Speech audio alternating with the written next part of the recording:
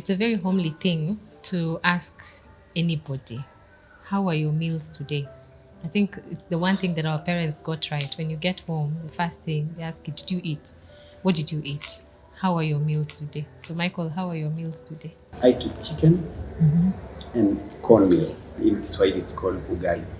Kenyans love it. I think it's the one thing that doesn't miss in any Kenyan home, ugali. Absolutely. But there's this phrase that goes like, water doesn't come from a tap. It's the same way food doesn't come from a plate. Where does this come from? Where does this, famous meal come from? You are taking me back to agriculture and crop production. So I remember my mother used to have these seasons where there's a certain type of a plant. When it flowers, then it's time to plant. Yeah. And then in terms of labor, there used to be manual labor. I remember my father used to wake me up 5 a.m. in the morning. So manual labor was you. And manual labor was me. So we used to use oxen to actually till the land.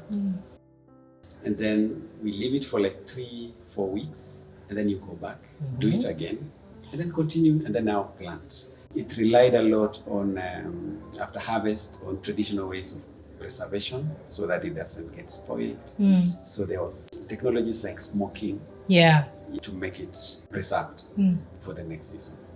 Yeah, and I see now we're getting back to some of those practices. I think there's this term called region agriculture, where exactly what you described, that you give land time to settle, but also to compartmentalize. And the discussions now, I think I have seen a lot of experts, including government, saying, let's go back to the eras where we were, using, let's say, ash.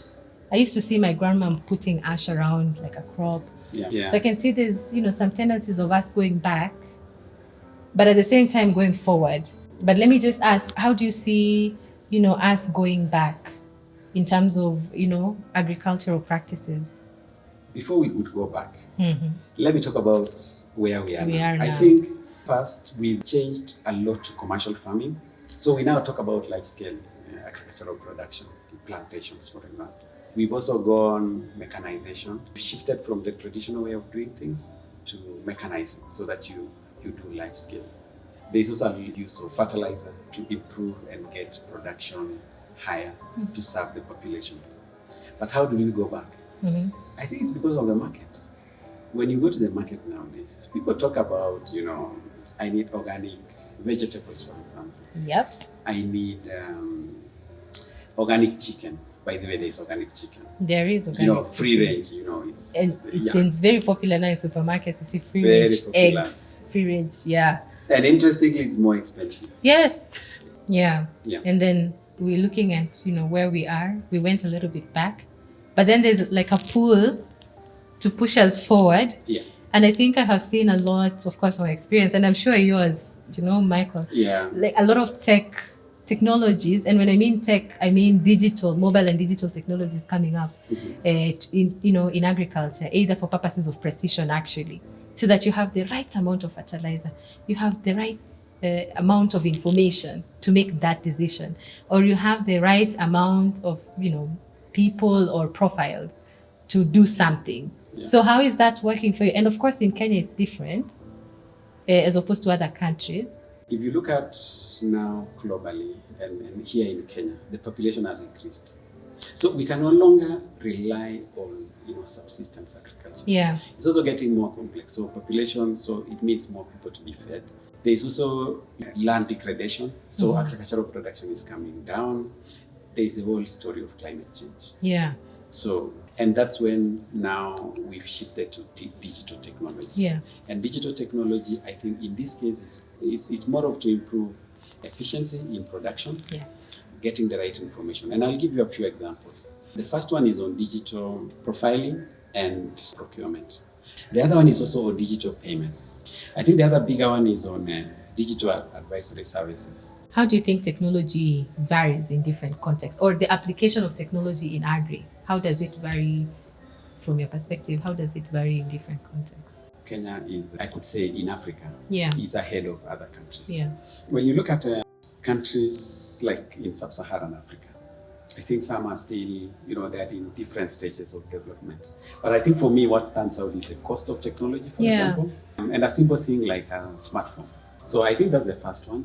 In some countries, it's as low as 30% penetration. So that brings in a problem, but also an opportunity to come up with solutions that do not rely on the internet. But there is the other problem of network coverage.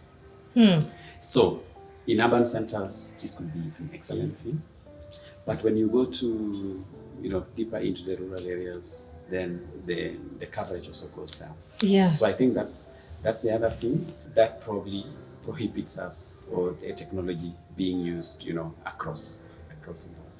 I don't know what to say. So do you think we're moving forward or are we moving back? Or is it a push and pull? I would say it's a push and pull. I think that describes it closer because people are going back to the traditional ways of production. Yeah. People no longer want food that is having chemicals. And you see in agriculture it's very interesting because you have a problem of weeds here. Yeah. You have a problem of diseases, which requires the use of pesticides. But what kind of herbicides or pesticides are you using? In production. And are there any alternatives? With that, you need to protect your crops, but how you do it is where I can say we are now going back. Yeah. Because people are now looking at biological ways, means of reducing pests and disease. There are also other things that come into play. We talked initially about women. How do we make women access assets that men do? The other thing is about youth. When we look at the young generation, they are not interested. But why? So, that's a big question. How do we make agriculture attractive to the youth?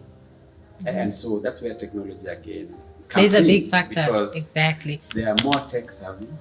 And then there are other things, considerations such as human rights.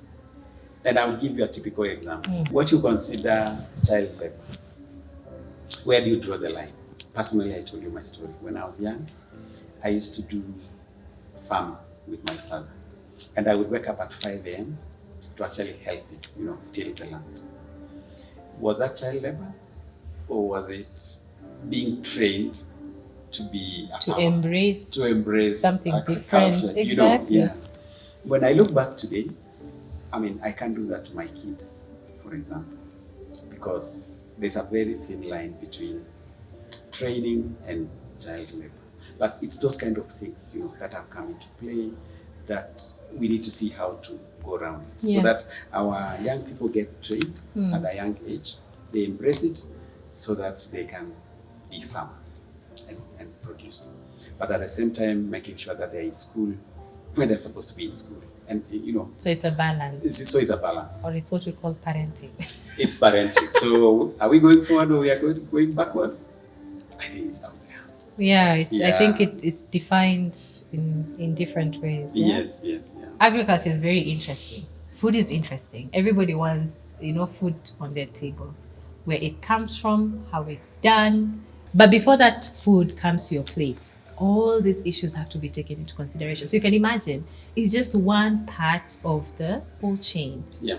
Which is very interesting, right? Yeah. I think what we require now is a blend of that traditional knowledge, the way we used to produce, and conventional good agricultural practices what they call it nowadays. And of course, with technology to make it more efficient, production to be more efficient, sustainable, and then we would say it will meet the needs of the current generation, the future generation, and with benefits to the environment and society. All right. Thank you so much. Nice to see you again, Judy. Right. I think it's time for dinner. Yeah, it's time for dinner for sure. Thanks.